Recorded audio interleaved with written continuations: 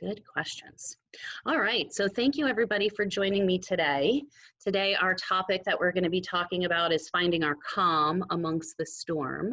And for those of you who know me, you know that the teacher in me loves a good acronym. And so I have turned CALM into an acronym, which stands for Cultivating Our Awareness for Living in the Moment. And just to kind of get us started for today and share a really helpful breathing technique that I just came about today, as a matter of fact, is a 3-part breathing where we're going to inhale when we hear the word be, we're going to hold that breath when we hear the word here, and then we're going to exhale when we hear the word now. So it will kind of look like be, inhale, here, hold, and then now, exhale.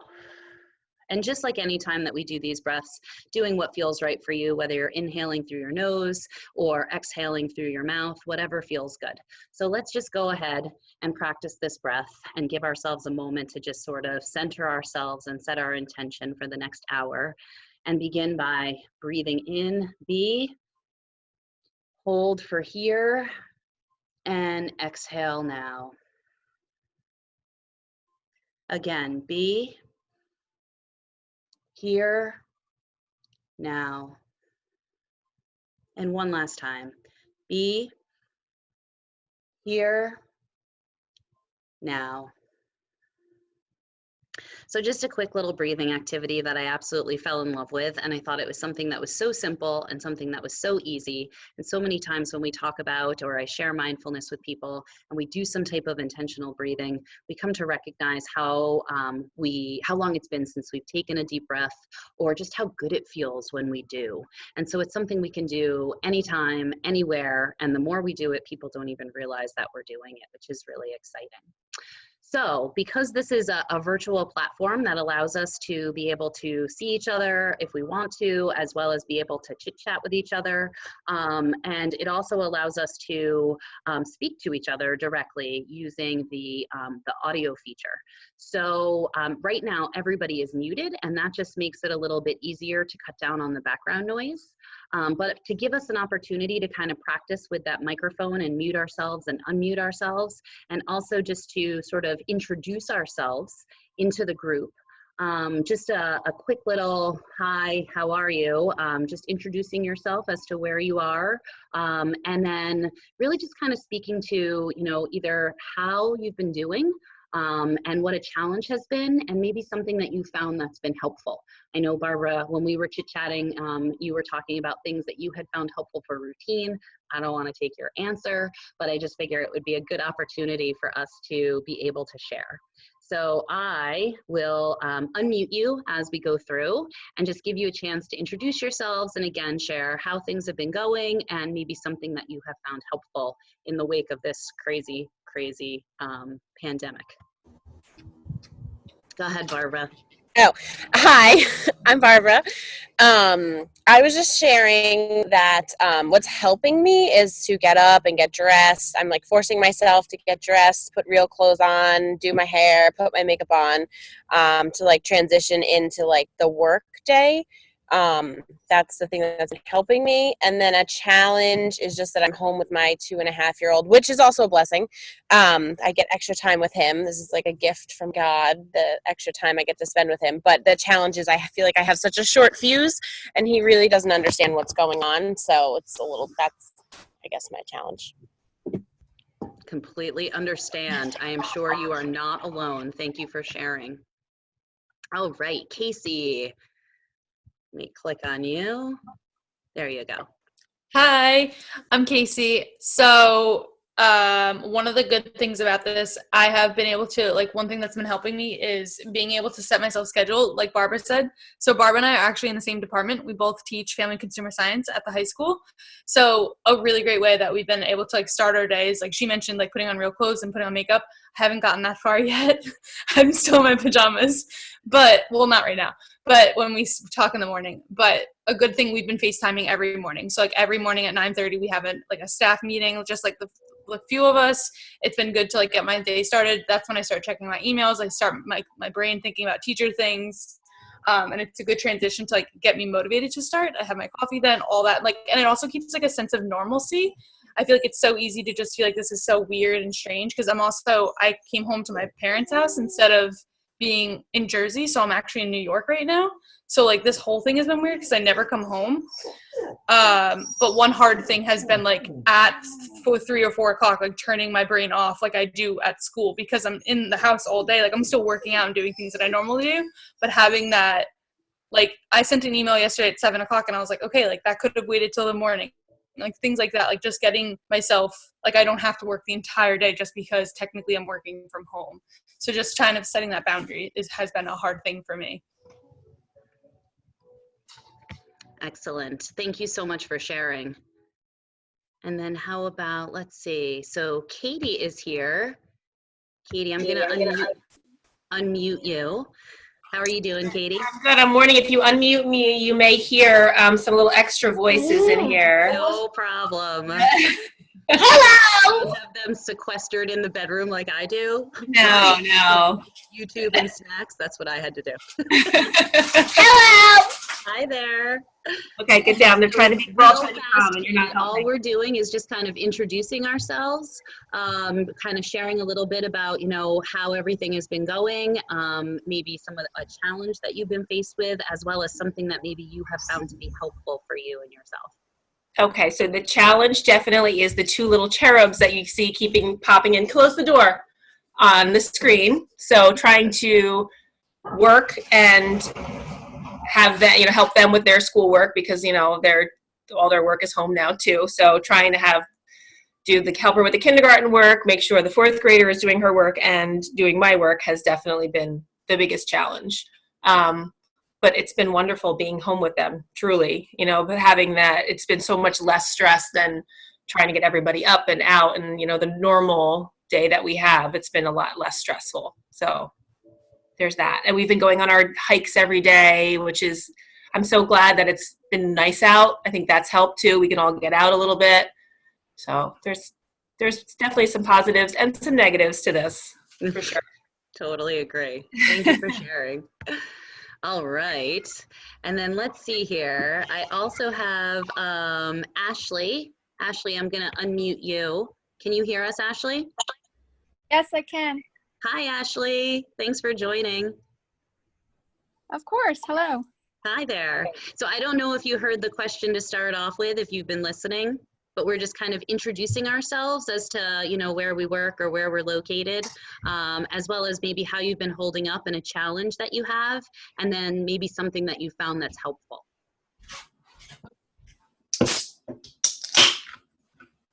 I think I'm still on. Okay. Well, I'm currently. Oh, did we lose you? Looks like No, we I'm lost. good. Oh, there you are. Okay, go ahead. I'm currently teaching in the Mount Olive School Districts as a 2nd grade inclusion teacher. This is my first year as a permanent position, and it's definitely been interesting so far. Excellent. Hello? Are you finding anything that has been helpful in helping you to get through these difficult times?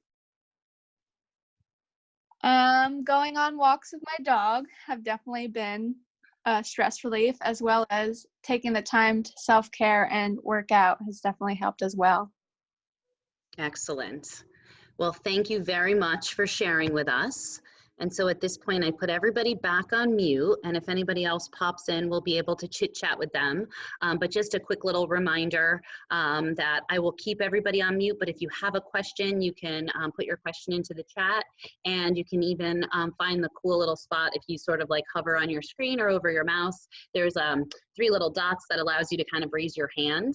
That's super helpful for me when we are doing this because it actually shows up on your picture, and a really cool way for me to know that you have something to add or a question or anything that you kind of want to be a part of the conversation about. So thank you to everybody who has joined us. We have a lot of teachers here from Roxbury, but as well from Morris County altogether. And I think that you guys all touched upon, you know, the good and the bad. And I know that something I've been trying really hard is to even impress upon my kids too, is to kind of look for the good. I think of Mr. Rogers when he says, you know, look for the hero. And myself, I feel like I keep on saying, looking for the good. But it's a big change, you know, it's a big change that now that my kids are home, and the same rules that we used to have when they spent most of their time at school and at activities, you know, there was a lot less time for technology. And so I'm looking for the good and realizing that, like, as social beings, they need to see their friends. So for those of you who have shared that you've been like virtually chatting with each other and FaceTiming, I think that's awesome. And I think that really kind of helps to preserve some of that normalcy, but also fill our needs to kind of, you know, be social beings. I know some of you talked about like the boundaries. And I know how hard that is. I have struggled with that myself as a business owner. And within the first month of me not being in the classroom and being home, I had to remind myself that just because I could do it all in a day didn't mean that I should do it all in a day. And so boundaries are something that I really kind of had to work on. And I think that, like you said, having a schedule for yourself, but then also giving yourself permission to have flexibility with that schedule is also something that is really, really helpful. So thank you again for joining us, and thank you for participating in this. I think that there is no harm in saying, and I don't think anyone would disagree, that life has really been cuckoo. And so not only am I grateful for the opportunity to see all of your beautiful faces and chat with you guys and have this virtual mindfulness class from the comforts of my living room and the comforts of your homes and places that you're hanging out. But I've also been really grateful for my practice of mindfulness to begin with, because not only does it allow me to kind of recognize what's going on and how I'm internalizing and, you know, responding and reacting to both the good and the bad, but it also helps me to kind of allow and accept the things that are happening. And by no means, I am not an expert in acceptance. It's the reason why I wear that intention in my manifestlet. And it is something that I work on daily. But what has helped me to kind of realize and recognize is that when we talk about our struggles, when we talk about the things that are difficult for us, whether these are our fears or our worries or our judgments that we have, when we talk about these things and put them to words and we share about them, they don't seem so big and so scary anymore. They seem to kind of fall into perspective. And so there is a mindfulness activity card that I often share as part of my mindfulness coaching called the Gifts from Strong Emotions. And what I love about it is that it talks about when you experience a strong emotion, whether it's sadness or whether it's excitement, when you experience it, really trying to think of that strong emotion as being your good friend and asking yourself, what is it trying to tell me? Or what is it telling me that I need? You know, for me personally, I definitely tried running away from and denying and repressing my strong emotions for close to 40 years. And in the long run, it really left me feeling tired. It left me feeling reactive. And it really left me dealing with a lot of different pain. And so I try to remind myself, and kind of as like something for all of us to remember, is they tell us that even the strongest of emotions typically last for 60 to 90 seconds, where they kind of rise and peak and fall when we have a practice that allows us to recognize them and allows them to simply be. So, you know, my goal in this class is really helping us to learn and to practice, have some practices to help us to learn to ride those waves rather than trying to control the storm or to control the ocean. So with that, I did want to kind of jump right into our presentation. I don't see any questions or anything yet. So as I go into this, it should present in full screen. And let's just see here. Okay, Awesome. So just so you know, I can see you. So again, if you have a question, you can feel free to raise that, and we will continue to kind of chit chat a little bit about finding our calm amidst the chaos. So I think it's totally natural and normal at this point, as we sort of talked about the challenges, that many of us are recognizing that in periods of the day, in moments of life at this point, it's totally normal and understandable for many of us to recognize that we might be feeling overwhelmed, we might be feeling conflicted or scared, you might be feeling tired, you might feel overreactive, and it's also possible that you feel underreactive. And if you're experiencing any of these things, you are not alone, as many people spoke about before. Whenever there is change, and drastic change, as we have all experienced, as well as the uncertainty, every time that you check the news or listen to something, there's more updates and things that are constantly changing and evolving. And this can really make us feel powerless, as well as trigger our stress response. And so it's, knowing that you are not by yourselves and that all of us are really going through this at the same time, I think is something that is super important for us to recognize. So my goal in this class today is to help you to learn some practices that will help you to tap into your inner calm and your natural peace that each one of us has. And in addition, give you some practices that if you choose to use throughout your days and the next couple of weeks that we are really intensely involved in these situations, that will help us to grow our muscles of well-being and resilience. And I'm calling all of them Take 5, because I think that they all kind of will help us not only in short, practical ways, but also things that you'll come to realize are things that we have no matter where we are when we find that we are in a storm or in a panic state. So when I say calm, and you think of the word calm, really, like, what's that first word or those words that kind of pop into your mind?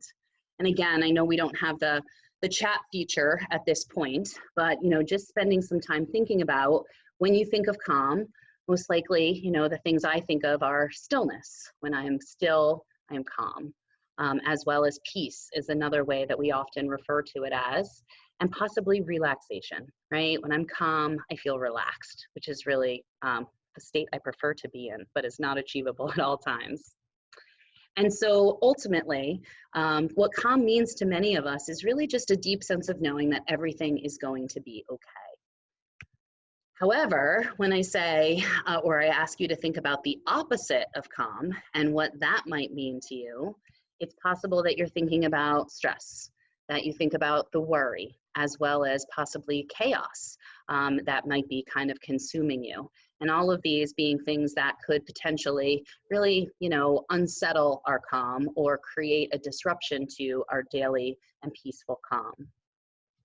And if we think about and we know what really triggers the opposite of calm, whether it's triggering our stress, triggering our worry, or triggering our chaos, it is in mindfulness believed that all of those types of things come from us spending too much time in the future, trying to control, trying to predict, trying to plan so that we can have a sense of control, otherwise known as trying to control the unknown or resist what is presently happening in the present moment.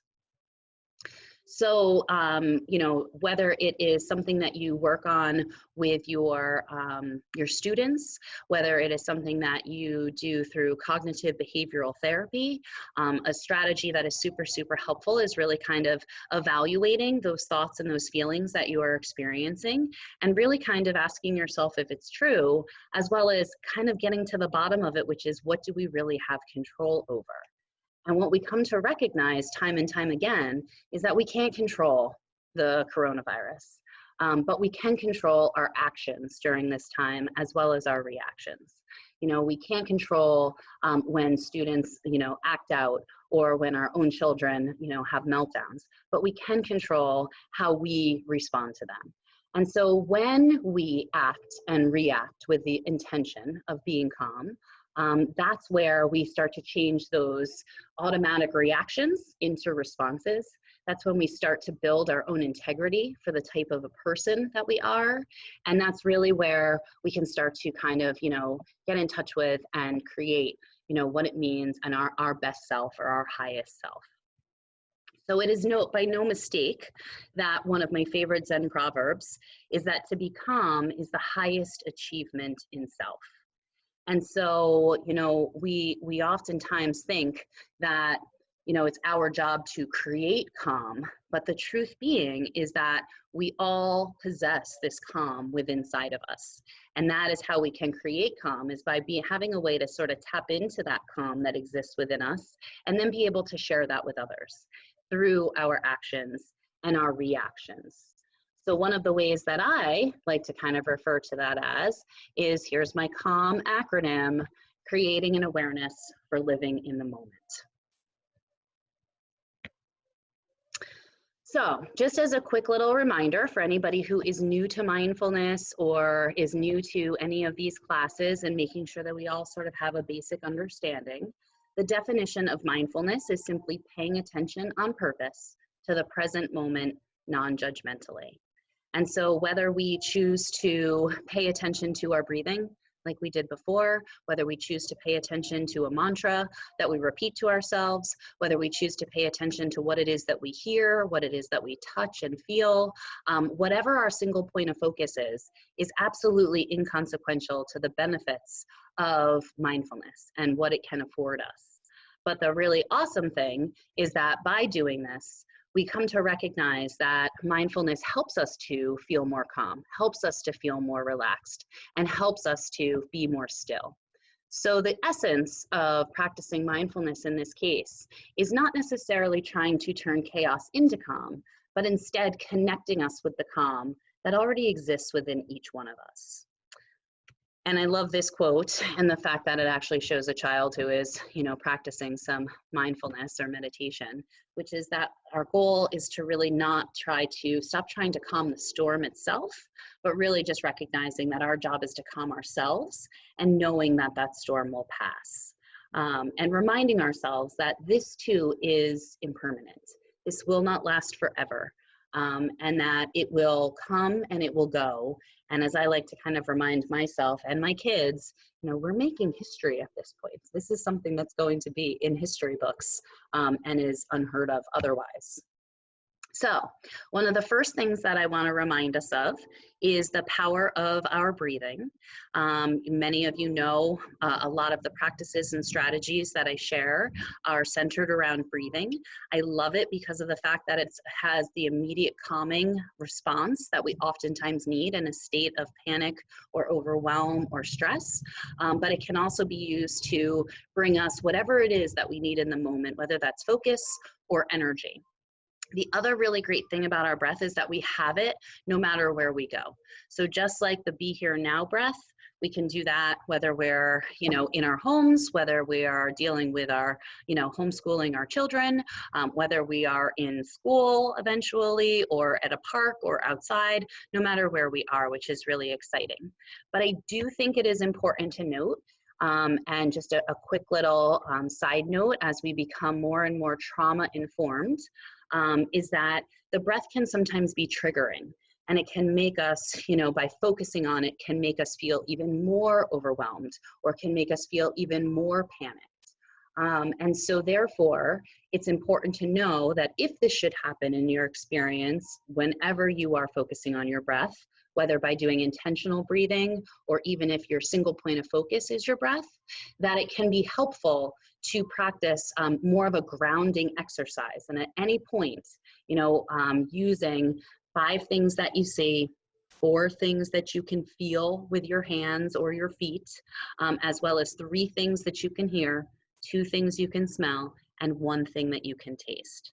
So a grounding exercise that is well known and recognized from trauma-informed practices. And again, knowing that this is a really stressful time, and therefore you may have never been triggered by your breath before, but it might be an experience that you do have, as well as that your children might have. So just a really helpful note that to give yourself permission to kind of, allow yourself to get up and walk around or move and try to use your 5 senses to be able to help you get through that moment. Another one of my favorite practices, and this will be our guided practice for today, is taking a mindful break. And so this is a pretty much about a 5-minute practice that I will guide you through in just a moment. And not only is it something that can help us if we are dealing with some type of pain in our lives, or fear or loss, or maybe we're just dealing with some type of temporary discomfort, but using this 5-minute practice as a mindful break can be really powerful in helping you to find the calm amidst the storm. And so in this practice that I'll be guiding you through, it's a 3-part practice. And the first part is noticing. And so I will kind of guide you through a quick little body scan from our feet all the way up to our head, where you'll kind of be guiding or scanning for any areas of tension that we'll come to talk about as being resistance. The second part is called allow or acceptance. This is the opposite of resisting, otherwise known as body bracing, which is where we kind of hold that resistance in our bodies. And finally, the third part will be kind of focusing on our breath and using our breath as our anchor. And so I am going to actually freeze the share on this screen so that if at any point during the next 5 minutes you forget what it is we're doing, or if you need a focal point and you want to open your eyes, you'll be able to look at this screen so that it is here for you to remind you of what this practice is. But I will ultimately be guiding you through this practice. And it is a cool way for you to be able to take some time just to be able to kind of find a comfortable spot where you're able to relax, where you are able to maybe close your eyes, whether you want to be seated, whether you want to be lying down, whether you want to be sitting in a chair, if you want to put your earbuds in, whatever it is that you need to do, feel free to take a moment to do that while I kind of get myself situated as well.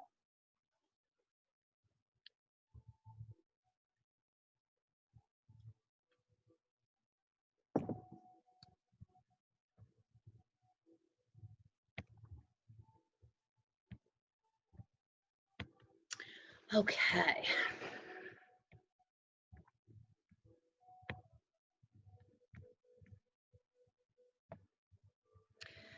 So in this practice, we are going to practice this 3-part 5-minute mindful break, which has 3 parts: noticing, allowing, and accepting. So as you begin to settle into your comfortable position, whether that's seated in a chair, lying on the floor, or in your bed, or on your couch, you can sit with your back up against a wall, whatever works for you. And when you're ready, and if it feels right, you can begin by closing your eyes. And if that doesn't feel right, you can also keep them open, gently focused on an object just a few feet in front of you, and one that is not likely to move. So beginning the noticing part of this practice, and starting with your feet, and slowly moving upward. As you move, you're momentarily scanning each part of your body and just noticing what's there. Perhaps starting with your feet and then moving to your lower legs, then moving into your upper legs, your stomach, into your lower back, slowly moving into your chest and your arms, into your upper back, your shoulders, and just scanning and slowly noticing any areas of tension. See if you can drop your shoulders and maybe soften your arms and your hands, See if you can relax your jaw and relax your mouth and your tongue. Relaxing your forehead and relaxing your brow.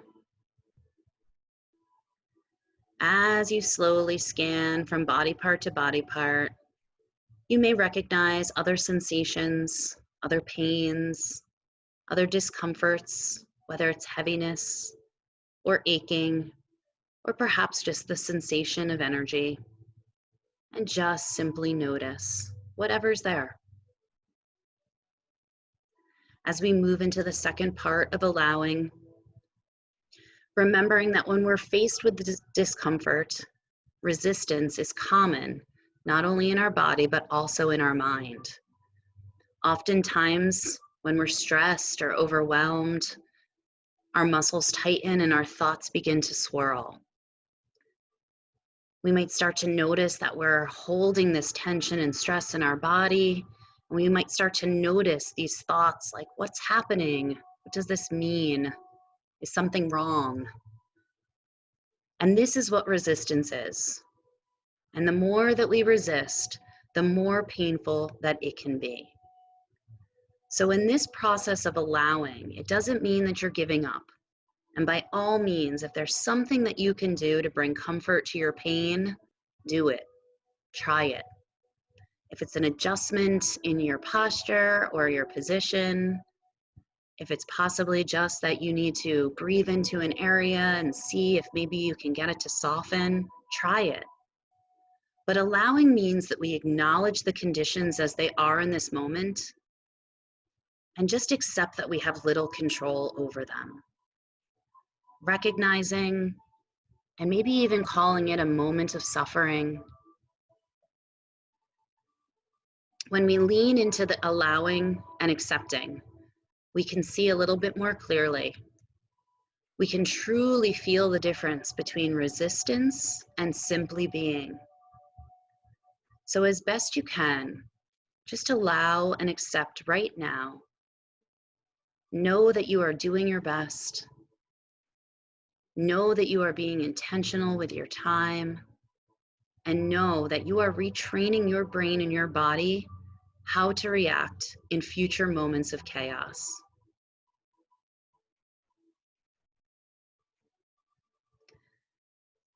The last part of our practice is moving into our breath. And I know it sounds simple to the point of redundancy, but when we're in distress, we unconsciously and intermittently hold our breath. And we also have a potential to breathe more shallowly in our chest. When we do this, it actually alerts our nervous system to a threat. So the greatest way that we can counteract this fight or flight response is simply by breathing deeply. So allowing yourself right now just to fill both our chest and our stomach with a nice big deep inhale, and then emptying on a long, slow exhale. Giving yourself the ability to take one more full deep breath in, slowly and intentionally, in through your nose, out through your mouth. And then, when you're ready, allowing your breath to resume its natural rhythm and bringing your attention just to the gentle motions of the breath. Taking a moment now just to allow your focus to hover on your breath, noticing the rise and fall of your chest, the in and out of our gentle breathing cycle. And when your attention drifts, as it surely will countless times, kindly and gently returning to your breath and allowing yourself to begin again and again. Returning over and over to your home base, your breath, your calm as you patiently ride out this passing storm.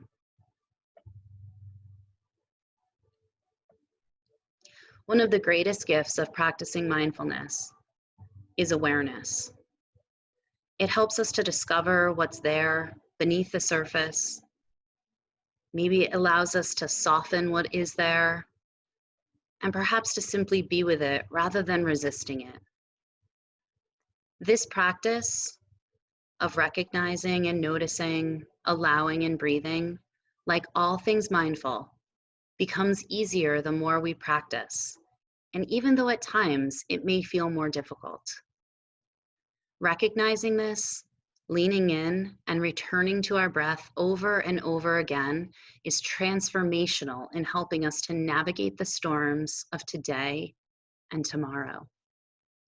So as our practice comes to a close, I just want to remind you of our intention, which is simply to be at peace, to allow your body and your mind to be still and calm, to give yourself permission to just in this moment, stop thinking, where you'll no longer overanalyze the past, you'll no longer stress about the unknown ahead, and to just be present in this moment, right here, right in front of your eyes.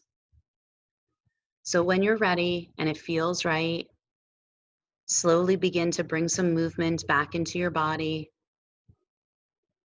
allowing yourself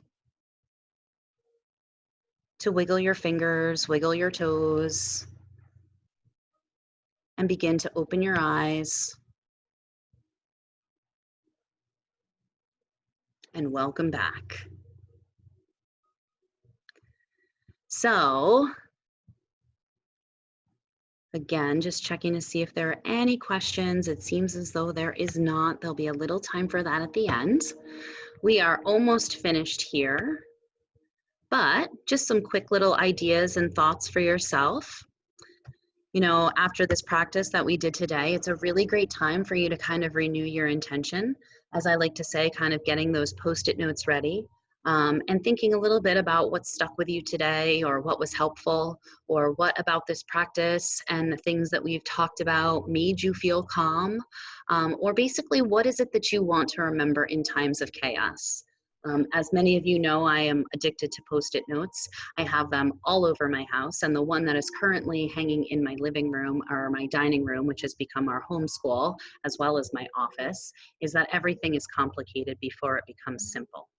So a really great way for all of us to kind of just take what it is that we resonate with or that really sticks with us and carry that into our day and our lives for other people to be able to practice. So if you liked this practice and potentially maybe you have more time or you recognize that you need some more calm, I would highly suggest trying out a progressive relaxation. Not only is it great for students of all ages, it's also wonderful for bedtime or any time that chaos or extreme panic really kind of strikes. It's definitely best done while lying down, kind of like the body scan. The idea of a progressive relaxation is that we move from body part to body part, actually relaxing each individual part of our body. So it helps to not only calm our minds, but also to calm our bodies. In addition, resources that I have shared in the Google Doc, there is a 23-minute practice that you can listen to. It's a guided practice, not done by me, but from someone else, specifically for panic and anxiety or moments of extreme stress. I always love to share about the Insight Timer app. For those of you who know me, you know I probably should work for them because it's something that I recommend all the time. Insight Timer is wonderful and has tons and tons and tons of free resources and practices to support you in your practice, in addition to YouTube. And there's a reason why it's one of my kids' favorite platforms, and that's because it never lets me down. So you can always search for a progressive relaxation video on YouTube, as well as you can search for a progressive relaxation scripts. So if you are more of a person who likes to read it and then try to do it yourself, or if you're someone who likes to perhaps listen to it, you can find a video on it. But it's also, there's a lot of really great ones that are out there for scripts that you can read to your students, but that you can also read to your own children that are awesome and have been well received. One of my very favorite progressive relaxations is my version of one called the rocket ship that can be found on my website, mindfulselff.com, under the videos tab. And that's I think it's about a 9-minute long progressive relaxation. Again, great for kids or adults, perfect for bedtime. That's actually when and how I came to learn of it and started using it for myself, and now I use it for my son. And just a quick little note that gozen.com is a really great resource. They are a mindfulness online platform that is specific for helping students of all ages in dealing with anxiety. So a lot of their practices are really great for, you know, anytime that panic, flipping our lids, anxiety, all of those types of things. So just another really great resource for you to be able to have. And then my last strategy is talking about the, in case you don't have a lot of time, I shared with you the be here now breath, and this is something that is similar to that. It allows us, if we don't have a lot of time, to try taking 5 deep breaths. And so the 5-finger breathing is where we slowly trace your left hand or your right hand, it doesn't really matter. What's cool about this is that anytime that we are in that fight, flight, or freeze response, or notice that our stress response has been triggered, anytime that we do things with both our right and our left dominant hands, actually distracts us from that response and helps us to bring our smart parts back online. So anytime that we do things right and left side, it's really helpful. So that's what's really cool about this breath. And for those of you who know me, you know that I share this with students of all ages, where you can simply inhale as you go up, and then exhale as you go down, inhale as you go up, exhale as you go down, inhale as you go up, and you can repeat that 5 times. You can do it less, you can do it more, whatever works for you. Just like we have our breath no matter where we go, we always have our hand. And the cool thing about this breath is that you can reverse it. If you decide that you need energy, you can actually start on the exhale and then inhale. Exhale, inhale, exhale, inhale. So it's a cool little strategy for you to be able to use. So hopefully you found these practices super helpful, and you might be wondering, where the heck am I going to find them or remember all of this stuff? So for those of you who signed up for this class, the Google Doc with all of today's resources as well as the scripts were shared. If you did not receive that email, or you would like to have access to that, you can shoot me an email and I'll be happy to share it with you. In addition, for those of you in Roxbury, Dr. Sipe will be posting and sharing the playback of today's session. So stay tuned, and I'm sure you will be alerted to where it is that you can find it. Remember that on my website, mindfulselff.com has a ton of additional resources. It also has access to the rocket ship progressive relaxation. And then finally, you can feel free to email me at any time with questions, with requests, or any way that I can actually be able to support you. So whether you're requesting the resources be shared to you, or even if you, you know, have some ideas or any ways that I can continue to support you, please don't hesitate to reach out. So the last part of this is opened up for some questions and comments. Again, I don't have any questions that are here, but you can, of course, feel free to, at this point, you should be able to unmute yourself if you do have a question or a comment or anything that you would like to add to this.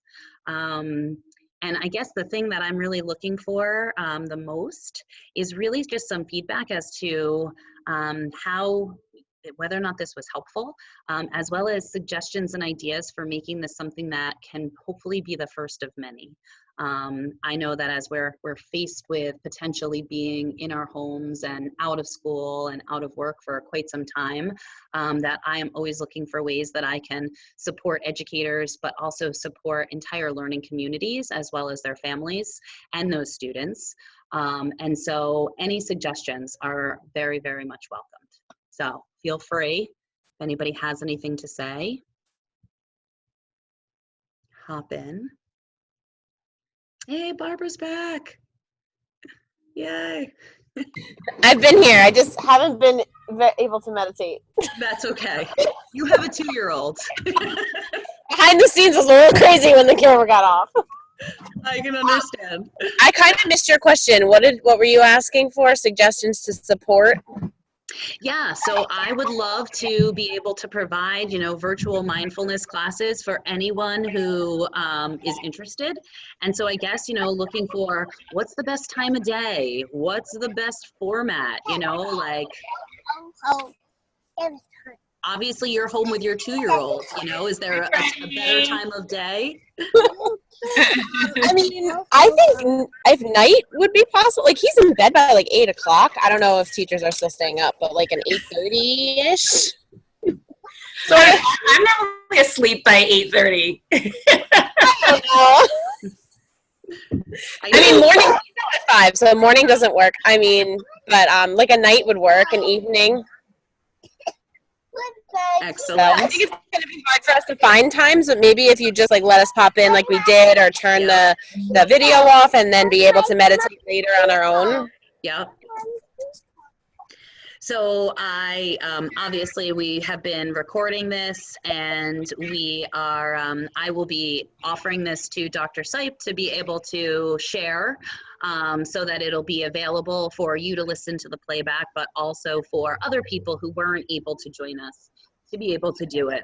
My hope is really too that when they see how flexible Zoom is, and that it is possible for you to kind of like hop in and hop out, or, be able to listen but not necessarily be seen. And, it becomes a whole lot less scary, and it's something that we can kind of incorporate, into our days and into our lives.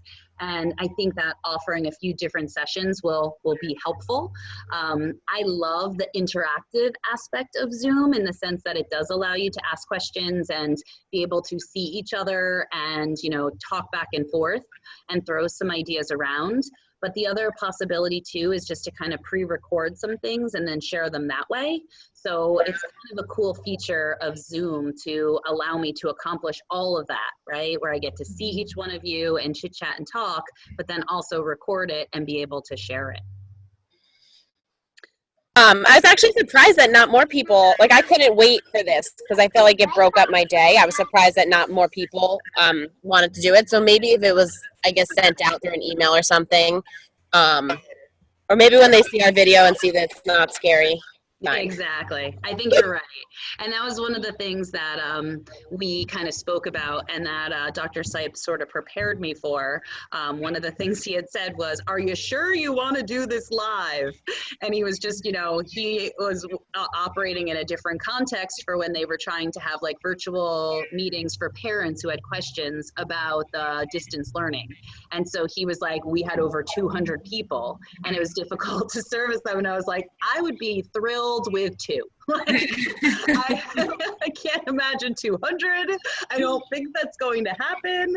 And a perfect example, like I participated in a Zoom session yesterday with some people who are part of my women's empowerment group, and they were 3 different social media experts who had shared it with their clients and their groups. They probably shared it with close to 600 people. They wound up having 60 people register for it. And then when the Zoom meeting actually came, I think there was like 6 of us all together. So it's like the power of like, 1/10 basically is what it comes down to. So I'm so glad to see your faces. I'm so glad that I wasn't alone. Thank you guys so much for joining. And I hope this is the first of many, where we can... This was super helpful for me. I definitely needed this today. So thank you so much. I had a bit of a stressful day, and I'm feeling so much better. So thank you. Good. Thank you, Katie. It's always so good to see you. And Casey's back. I was here. Video of my behind the scenes. I was here. I think Barbara is right. I do utilize this the most at night. I was looking forward to this, just to learning the techniques, but as I mentioned earlier when we first hopped on, that at night is when it really is helpful to kind of just like decompress from the day. So it was good to learn those strategies that you mentioned. Good. Thank you so much for sharing. I'm glad. I really tried to jam pack it with a variety of different things. Everything from a couple of different breathing techniques that don't take very long to a 5-minute practice that, you can do whenever, even if it is a little break in your day.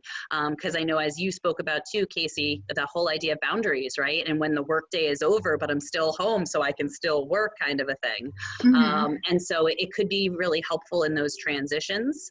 As well as, you might have more time, or you might recognize you need more calm, or you might want to use it at bedtime. So hopefully, it can kind of check off a couple of different boxes for you, which is really awesome. Definitely. All right. Well, with that being said, everybody, I want to say thank you guys so much for being here. And I am really excited to see you all again. And hopefully this will be something that we get an opportunity to see each other, if not once a week, maybe even a little bit more.